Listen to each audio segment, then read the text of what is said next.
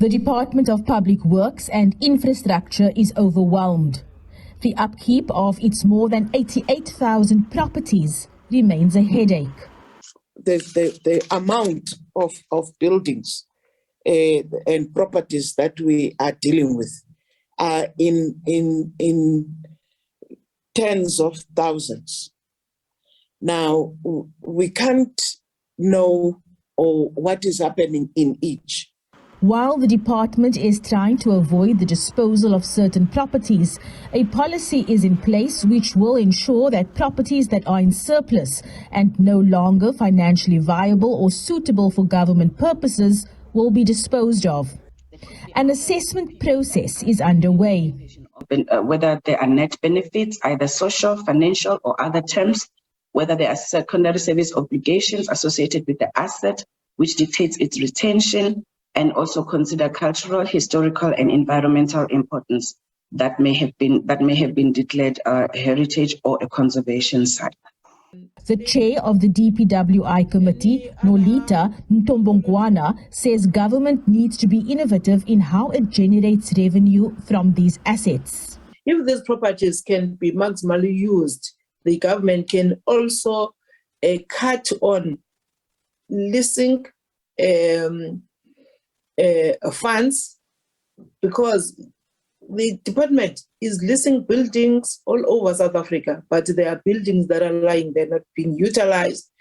It can also generate revenue from leasing out those properties that are lying there. Officials say this is part of their strategy. Properties not used for service delivery purposes will be made available to the rental market. Opportunities will be afforded to existing tenants, previous applicants, and new interested investors and tenants. But MPs remain concerned about illegal occupation and the condition of buildings.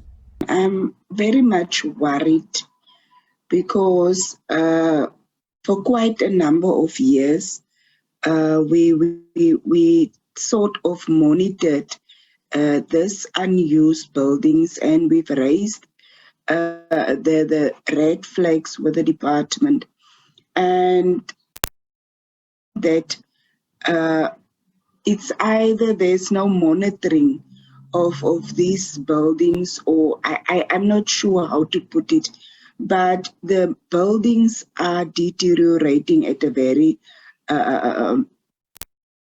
fast pace. I'm really concerned that this is just another nicely titled project that's going to go nowhere. I've just recently been looking through some of the presentations that were done in 2013, 2014, and we're hearing exactly the same stories, the same excuses, the same issues. Makubele acknowledged the task of doing a conditions assessment is long and laborious. The department aims to assess properties every 5 years, but the process is costly.